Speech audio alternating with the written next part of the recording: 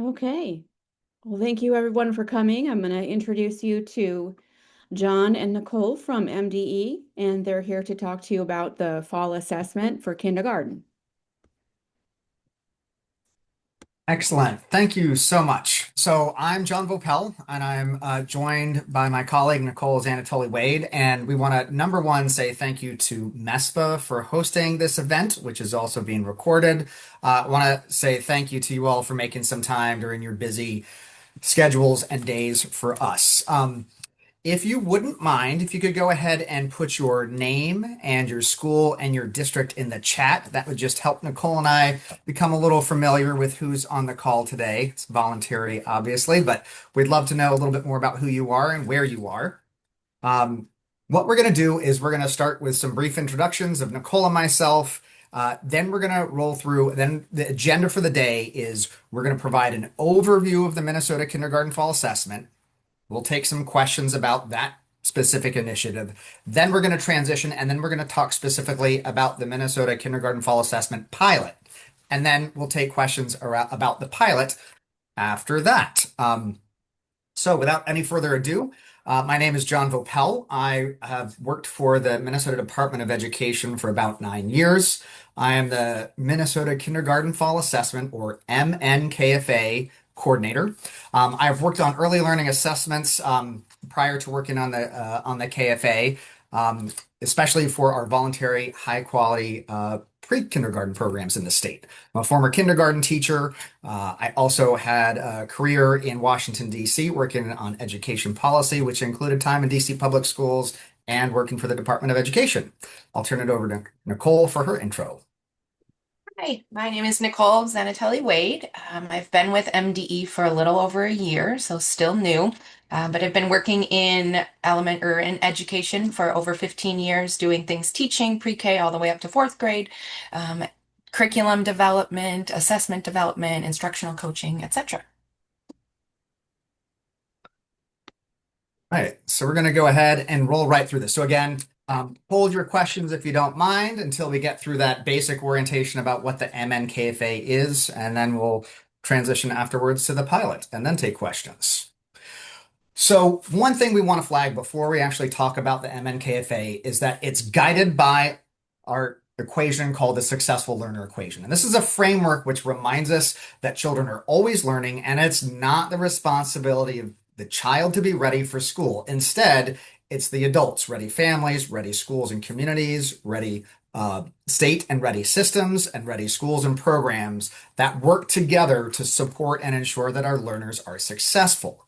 This framework is going to be guiding our work for the KFA. And the last thing to note for this is that in Minnesota, eligibility in kindergarten is an age-based determination. It's not based off of what a child knows or is able to do.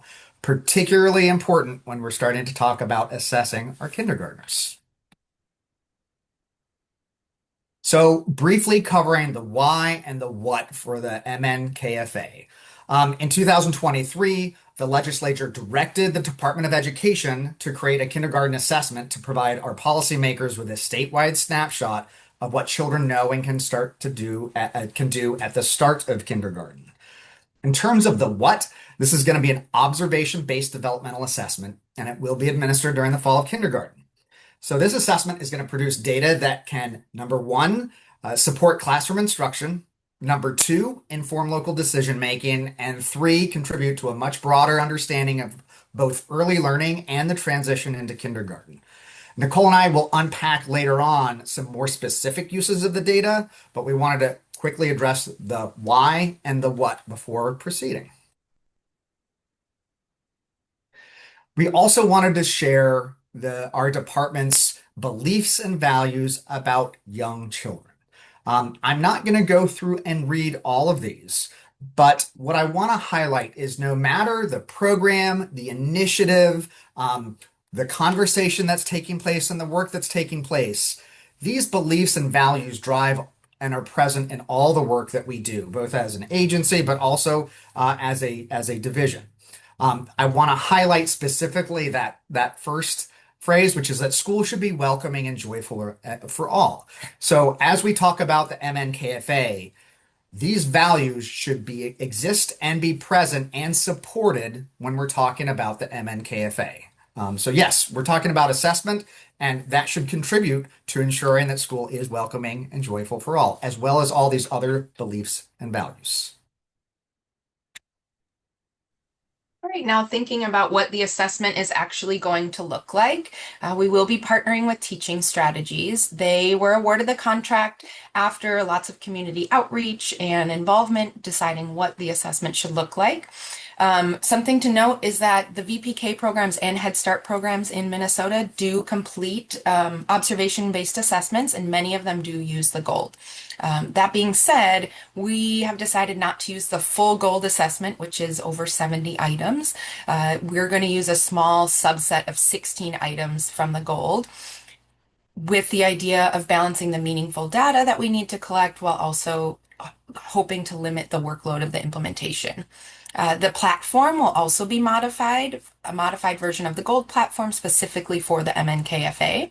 And the assessment and platform and training will be provided at no cost to districts and charters.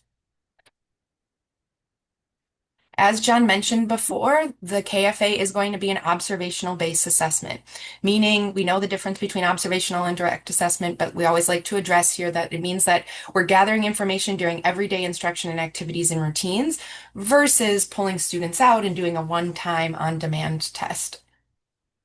Some examples of how that data can then be collected is we really focused on a developmental assessment that the observations can be collected in existing kindergarten activities and routines. So here are some examples: snack times, transitions, center.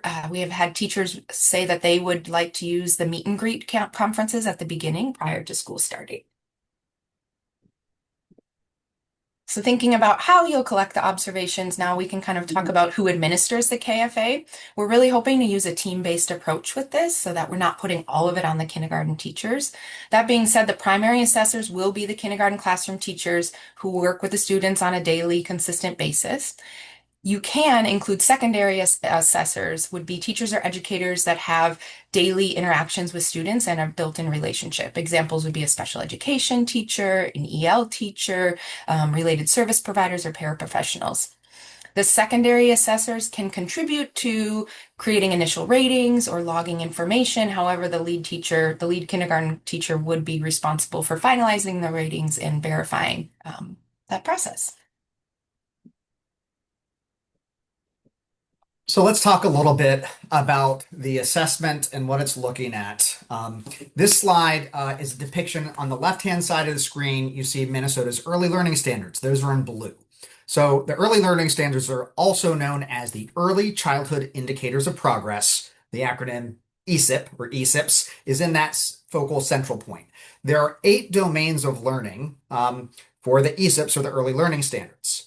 Then on the right-hand side, you see Minnesota's kindergarten through 12th grade academic content standards. There are 6 academic content standards areas. So there is this difference between, as children transition from the early learning context to the kindergarten context, there is this change. And what we want to highlight are the domains that are being assessed via the Minnesota Kindergarten Fall Assessment. So the red circles represent the domains that will be assessed via the MNKFA: social emotional development, foundational mathematics, language literacy and communications, as well as approaches to learning. Something to highlight is that there is no corresponding academic content area for social emotional development and approaches to learning. This is the value we believe that the MNKFA will bring to conversations and discourse about the transition into kindergarten. Kindergarten teachers and administrators tell us all the time how critically important social emotional development and approaches to learning are for learning in all the academic content areas. So again, the assessment is going to be looking at 4 specific domains of learning. And here's a look at what the domains and actual items are on the assessment. As we mentioned before, we're focusing largely on developmental skills. And as a department, we've decided to kind of explain the developmental skills as skills that would typically develop without explicit direct prior instruction. So as you look through these items, you'll notice most of them tend to develop independently in a student. Then taking some time here to look at what the assessment will actually look like. This is an example of an item. And as you can see, it's not a checklist of can a student do this or not, right? It's a progression of learning. It goes all the way from birth up to third grade. So the student will fall somewhere along this developmental continuum.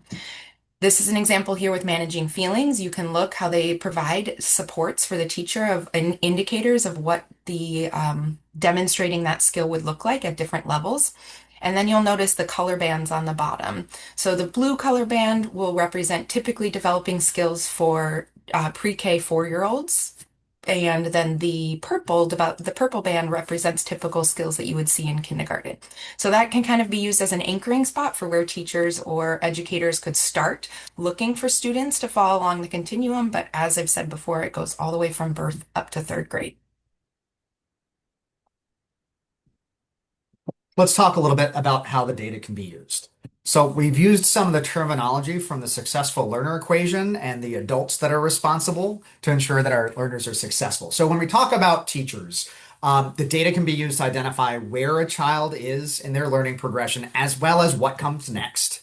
And it can support instructional decisions at the individual child level, at the small group level, and whole class. In terms of families, the MNKFA will create some opportunities for communicating and partnering with teachers and schools between them. Additionally, the assessment can help provide insights into their child's development.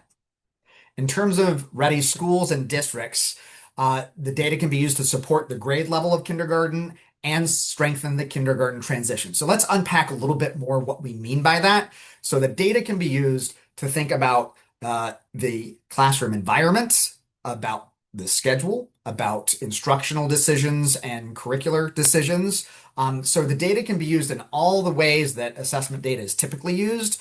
Again, in service of what can we do to support our kindergarten students and how can we strengthen that transition into kindergarten. At the Ready Systems and Ready State level, because we believe that the state has a role to play as well, and systems level can also equate to districts as well too. But the data should be used to guide conversations and decisions that impact our early learners. Lastly, be an important data source to inform statewide supports for kindergarten. There are fairly limited data sources that are both statewide and comparable across districts. Prior to third grade, and the MNKFA is going to provide a new and important data source to help spur many of those conversations.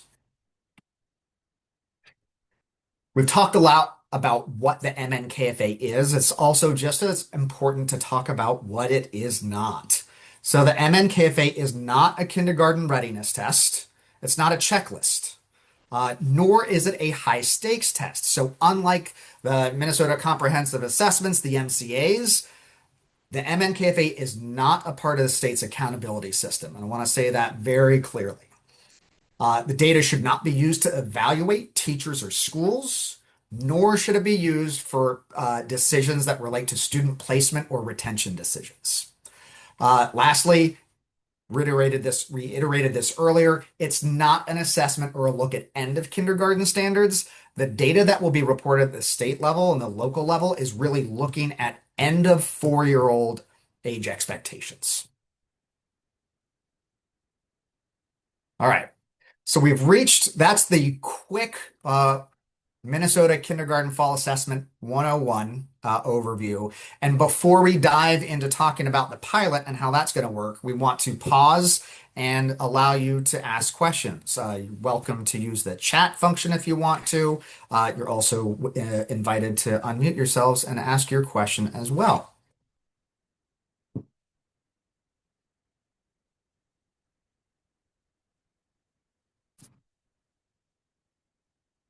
Hey, John, can you hear me okay? Yes. John, this is John Steinbrenner from Fergus Falls. I'm going to ask this question, and just because my guess is your team's going to get it 100 times over the next couple of years. If we are a school district that already uses Gold for our VPK reporting process, and there is a required spring data collection point, does that same data then need to be collected in the fall as part of the MNKFA if it had just been done with those 5-year-olds in the prior spring? That's a great question. Glad you asked it. And yeah, I think we'll get it 100 more times, if not many more than that. I'll take the first stab, and Nicole, feel free to chime in if you have some other information to add. The short answer is no. The data points and the ratings specifically that your program collected when students were in your VPK program cannot be directly transferred and used in and for the MNKFA. Here are some reasons why.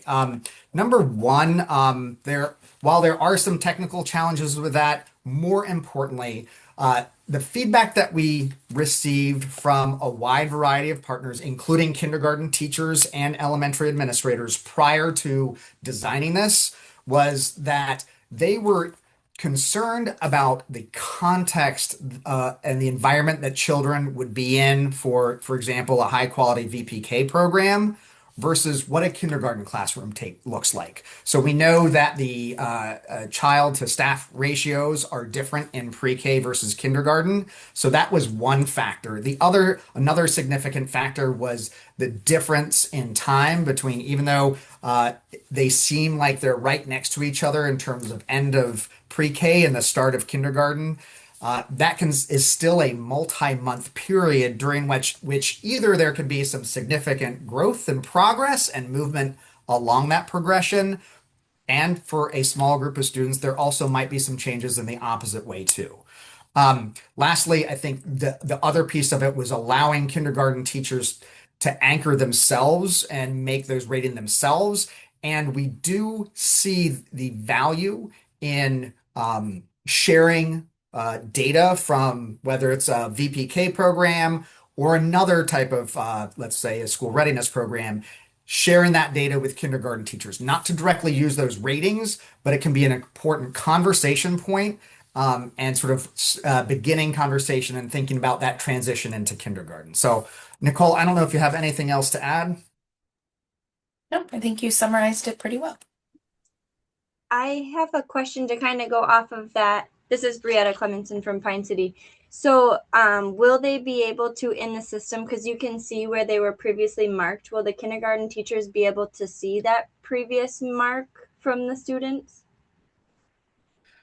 Good question. At this point in time, we don't think that directly in the platform that is something that will be possible. That is something that we're exploring with teaching strategies.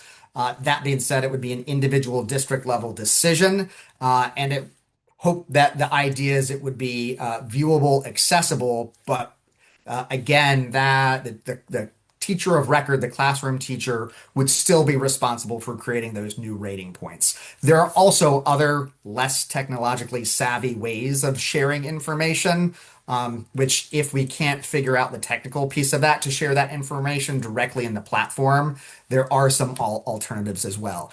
I want to say that, like, even though we're not talking that much about the pilot right now, this idea of sharing that information between a preschool or pre-K school-based program and the kindergarten teacher is something that we are paying attention to and looking at the pilot. And we are actively trying to recruit districts that do use the gold in those programs so that we can look into how that information is shared and the value that it provides.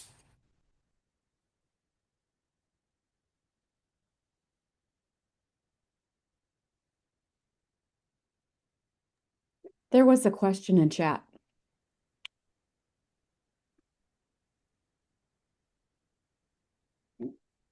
Let's see. I think we last heard from Brietta who had the same question. Thank you so much for flagging that. I'm not seeing a more recent question, but if anyone does, please feel free to unmute or Nicole chime in and be like, here's the question.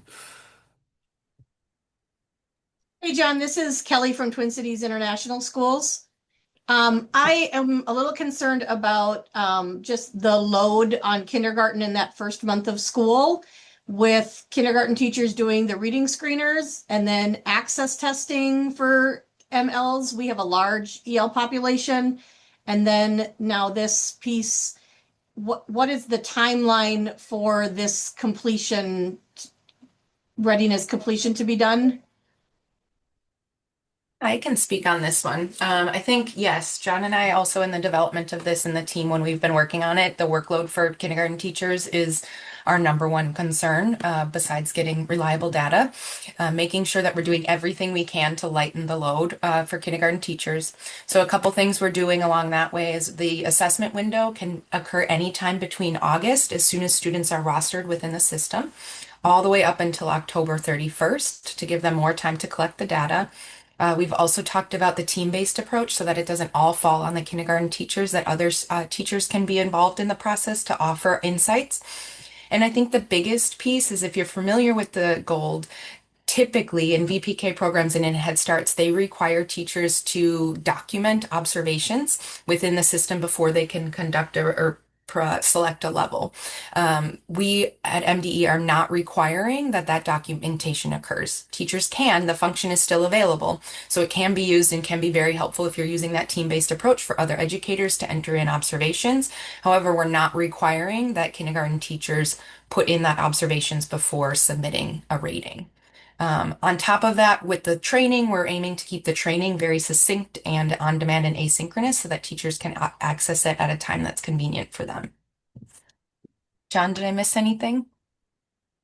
Didn't miss anything. I just expand. I think it's one more opportunity to highlight that window as early as August, the beginning of August, all the way through and up to October 31st was framed and developed by the engagement and input that we did, again, with both early care and education providers, but also kindergarten teachers, families, and other administrators and child development experts. And that idea is we heard loud and clear during that process that there was variation in when both teachers and some administrators thought they would like to start that assessment process. For some, it was, wow, we can start this well before that first day of school starting because we have opportunities to engage. And then we heard from some, which was like, yeah, that's not something we're going to do until either the start of school. And we also heard, wow, the start, I mean, both Nicole and I have taught, we realize the start of school is a lot.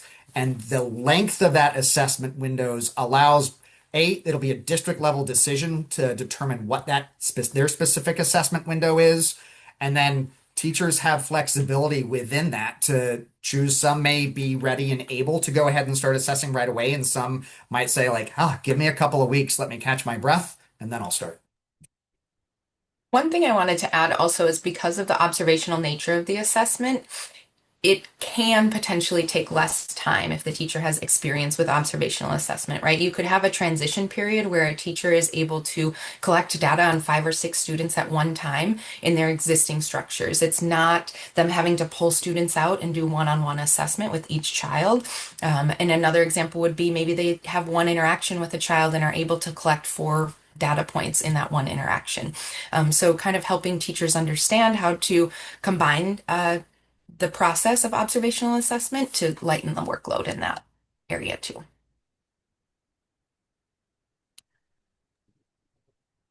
Hey, just one more follow-up here. I know that we're talking about the pilot and the pilot in fall of 26, and then full implementation fall of 27. Is that correct? That's correct. Yeah, and just one more clarification. Is this a have to or a should do? Great question. And a lot of our slides, when we talk about the pilot, will address a lot of these things. So glad that you're asking all these now.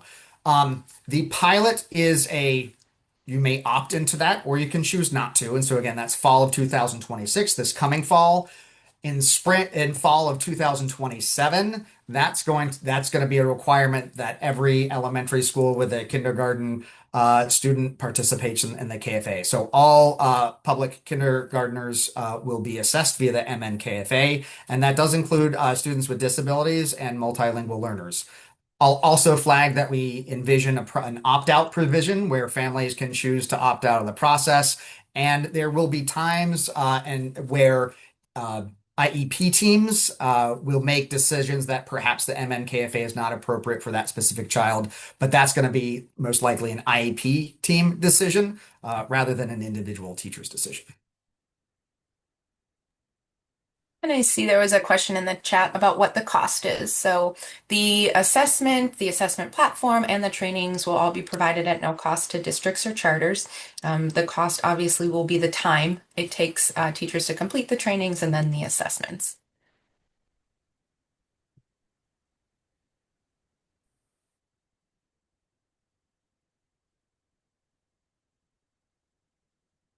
Looks like we had a question come in via the chat. Can it be one teacher to join the pilot, or does it need to be all teachers in a school? Short answer is it can be one, and we're going to talk about that in a bit more detail when we talk about the pilot. But we wanted to take an approach that was flexible in terms of the pilot.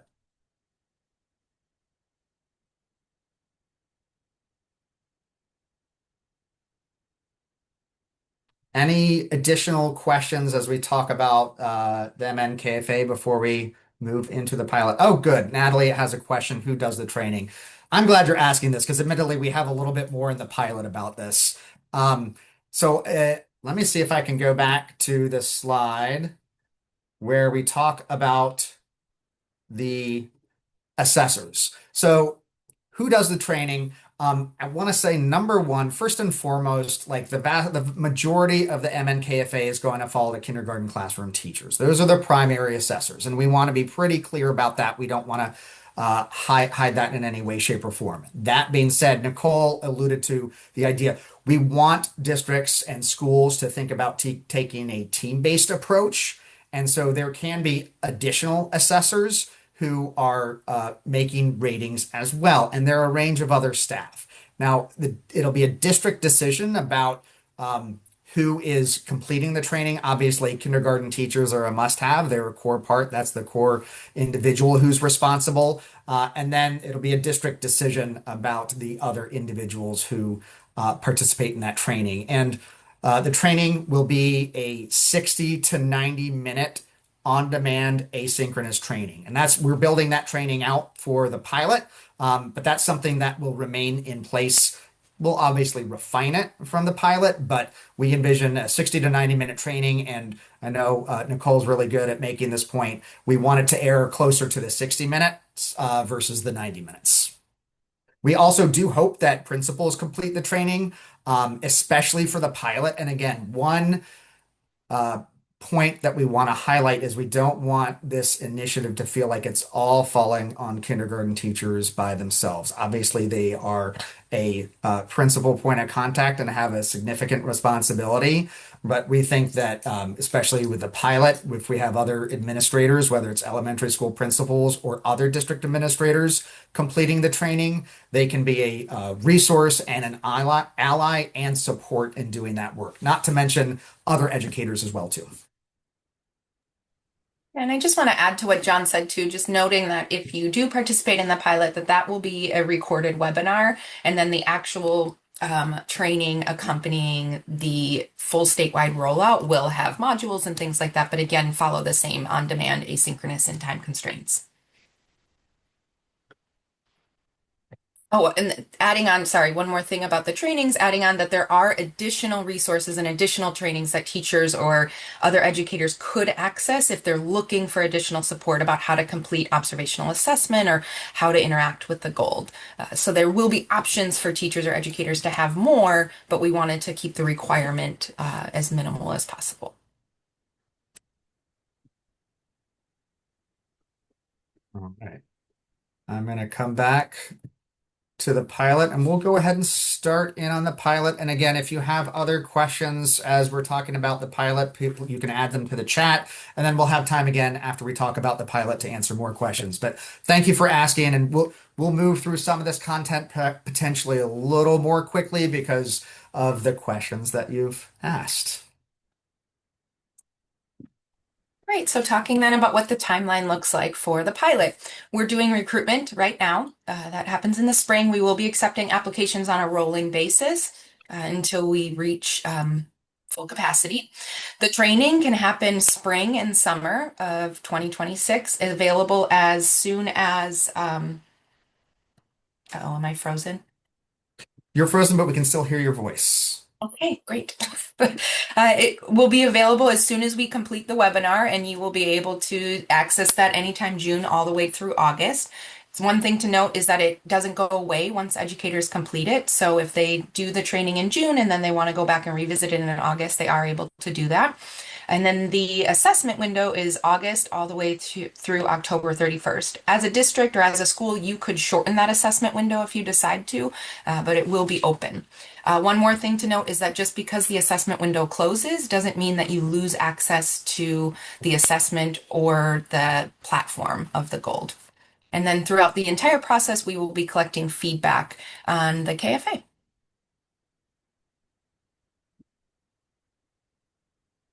Then thinking about the purpose of the pilot. The main purpose is to collect feedback on the supports and resources available. We have finalized the domains and items, so those won't be offered to change. However, we want feedback on how we can make the process easier for you. What worked well, what didn't work well, what do you need more of, what do you need less of, etc., on all the aspects of the platform. Then the final piece is the rostering process for the MNKFA platform. How did it work loading students, changing classrooms, assigning teachers, etc.?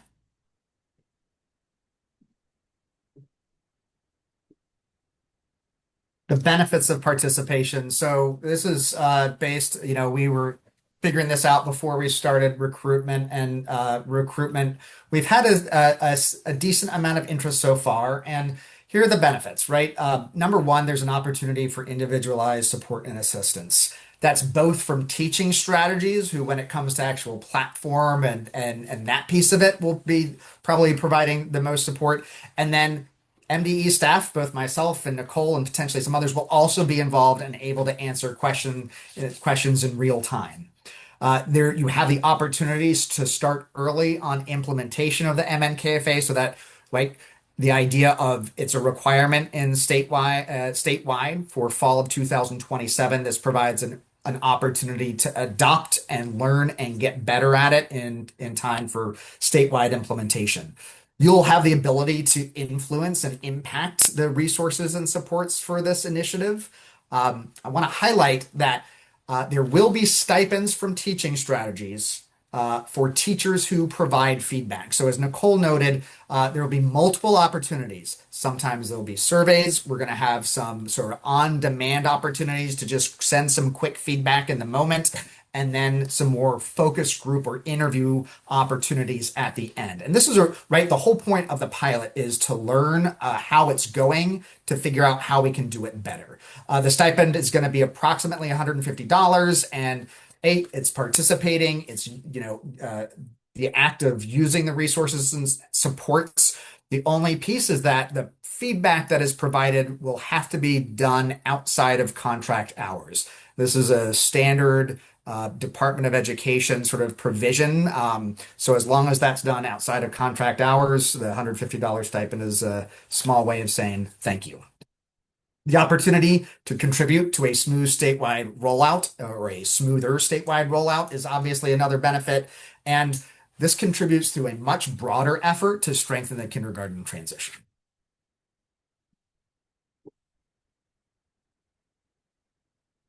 We've talked a little bit before about trying to ensure that there's a team-based philosophy and approach to this work, and the pilot is no different. So in an ideal world, we'll have a team participating from individual districts/schools. So what do we mean by team? That's going to include a district assessment coordinator or a similar role who has some fluency and work with Excel spreadsheets and/or student information systems to help with the rostering process. Someone like a director of teaching and learning or a similar role would also be appropriate from the sort of district level. Talking about the school level, we are seeking school principals. We think that's a helpful role as an lead an instructional lead in schools. There's a lot that principals can do to support this work and be involved in this work. Lastly, kindergarten teachers and educators. So in an ideal world, we have a team-based approach, and these are all the different roles that we think will help contribute to a successful process.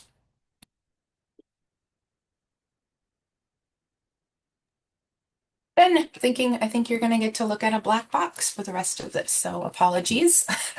John, let me know if you can't hear me or if I cut out. So then thinking about the flexibility of participation, we talked about this a little bit before.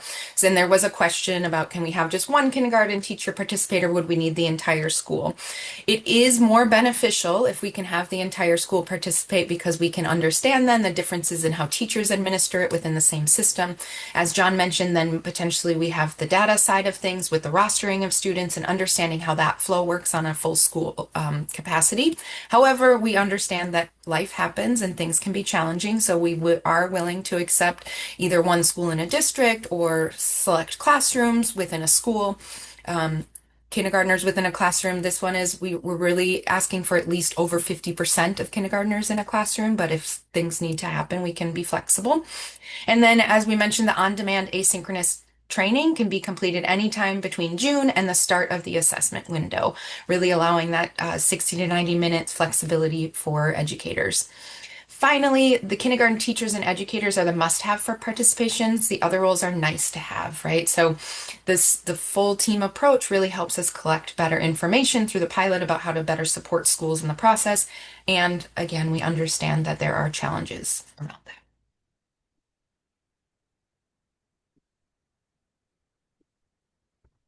So going into a little more detail about what participation actually entails.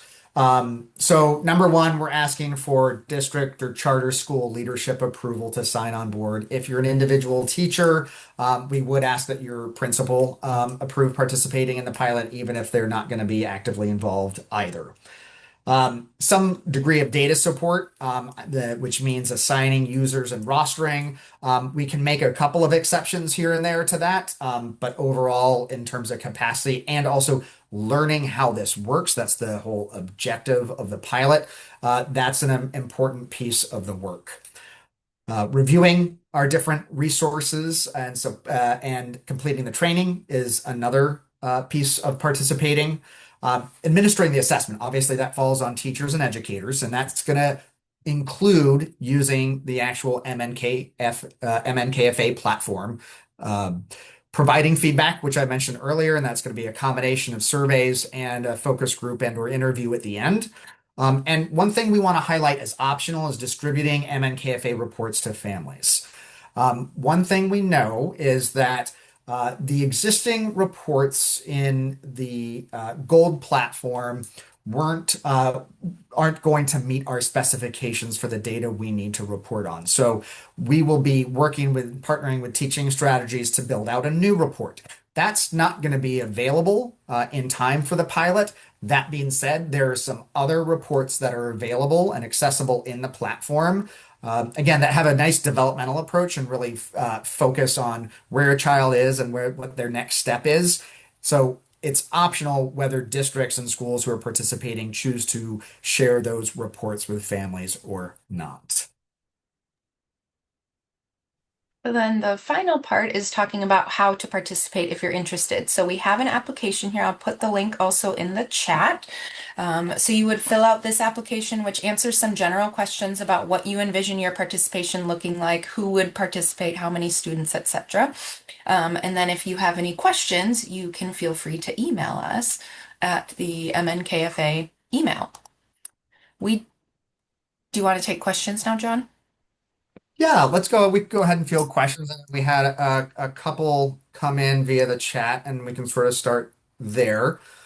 And I saw so, the one talking about the time commitment for teachers. This is one of the most common questions we get and one of the most difficult to answer because it is an observational based assessment. The time will really vary based on how the teacher decides to complete the assessment, right? Do they have a lot of experience with observational assessment and they will be able to collect multiple data points in one interaction? Will they want to collect data one-on-one with a student? Will they want to collect information with multiple students at a time? Really thinking about how they do that. So it definitely depends on the teacher's experience and how they decide to collect the data. One other piece to add is we're not requiring, like we talked about before, we're not requiring documentation. However, some teachers may want to use the documentation feature. So if that's something they decide to do, then that would increase the amount of time it takes to complete the assessment for each student. For the next question, after we have the results, what are the next steps? How will we use this data? So I'm going to come back to an earlier slide where we talked a little bit about this. And the data can be used depending on who the entity is that we're talking about. The data can be used in different ways. And again, I want to sort of come back to this approach, some of the entities that are part of the successful learner equation. How teachers use the data will be a little bit different than how families will use the data, which will be different than schools and districts and the state and systems. That being said, as we talk about what the data is, we'll have data both by domain of learning, so similar to the K-12 academic context of sort of like a single academic standard area. We'll have data by domain of learning, and there will also be some individual level data as well, especially as we talk about the data that's available to individual teachers and to schools and districts. For the pilot, and here's the other side of this, which is, teachers and administrators have access to the platform and can use the results in a real-time ongoing basis, and the idea to inform and to individualize instruction. And we know that no cohort of kindergarten students is the same, so there is value in doing this each year with a different group of students. But again, how the data is actually applied depends on the entity that's using that. We will likely have a similar component built into the KFA work to a piece that exists in the READ Act. In the READ Act, districts are required to submit a local literacy plan. We envision a more succinct and shorter form called the local MNKFA plan. And initially, that's going to be the state's way of collecting some information from districts on how they plan to administer the assessment. Some of the things I talked about before would be the staff who they believe should be trained and will be responsible for administering the assessment, as well as the assessment window.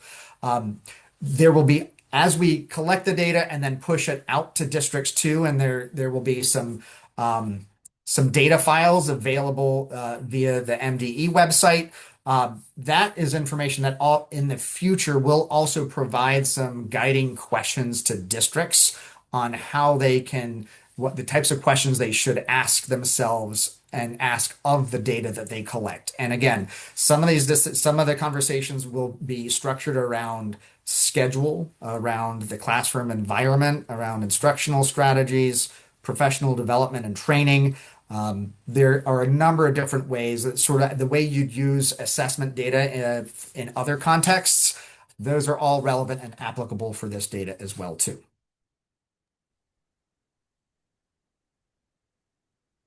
Hey, John, when we talk about the collection of this information by the 31st of October, certainly there will be an opportunity for us to upload that information, or does MDE do a draw? Like, do they have a shared membership because it's one provider who is the option, so you can just do a draw and a pull of that data? Or do we have to export it as building principles and then send it to some super secret inbox somewhere? How does that work? That's a great question, including the term super secret inbox. No, I'll do my best to answer that. It's a really good question. When it comes to the state obtaining that data, because of the partnership that we have, and this was also built into the selection process, MDE will extract the data directly from the teaching strategies system. So individual districts and schools, you will not be responsible for either trying to download a file, export a file from the MNKFA platform and then figure out either a new website or a new email address to email that to. We are um, excited, cautiously optimistic that this is a improved and more efficient way to get the data than some of the other systems that exist. I can talk about my work when I previously worked on KEP assessments for for our voluntary pre-kindergarten programs, and that was a very challenging process for districts to extract and then send their data and upload it into our system. This process will be much more seamless. There will be work on the front end side that I want to flag, which is, again, whether it's the district assessment coordinator or a similar role, there will be some work on the front end for districts to ensure that rosters are created and that students are populating the system. That being said, you all have student information systems already. You tend to have staff who already do this in a couple of systems, and you all do know who your students are at the beginning of the year in a way that the state does not because of the timelines of our data collections. So, short answer to sum it all up is we'll extract that data automatically. You won't need to do that. And there is a question in the chat that says, will there be extra questions for students who are in special education? No, there will not be. The assessment can be conducted in students' home language if they're not English speaking. Many of the indicators can be collected in nonverbal responses. And like we said, there's a continuum of learning. So it's not about if a student can or cannot do a skill. It's about where they fall on that continuum of learning. And then again, sorry, just to add to, because it is an observational based assessment and done in a typical environment, data could be collected in a special education classroom or other areas.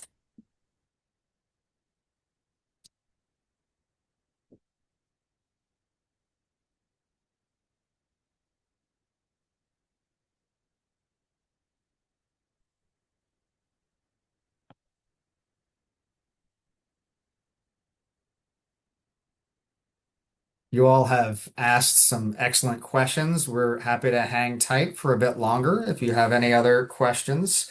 I will flag also our last slide. I'll move on to the next one, which is we'll include these links in the chat as well too. We just wanted to note, thank you, Nicole.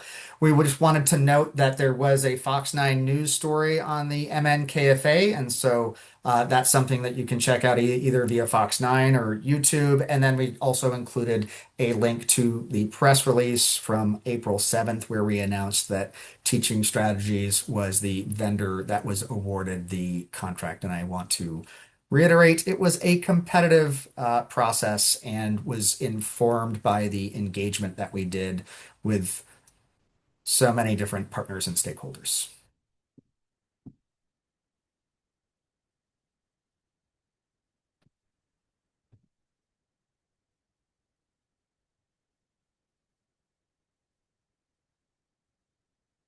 Thanks for including our email address in the chat again, Nicole. Yeah, please feel free. Don't hesitate to reach out with any additional questions that you have, whether it's about the MNKFA as a whole or whether it's about the pilot. And we so appreciate the time that you took out of your day to learn about it and ask questions. We're excited about this and we're thrilled that we had the participation that we did.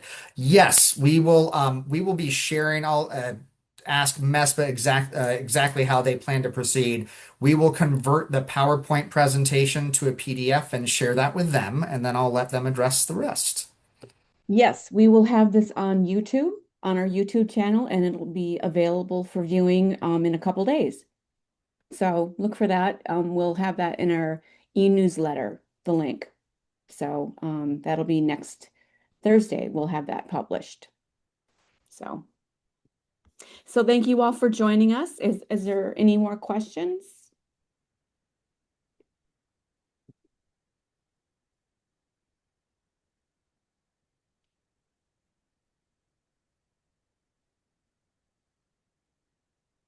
Guess not. Well, thank you, John and Natalie.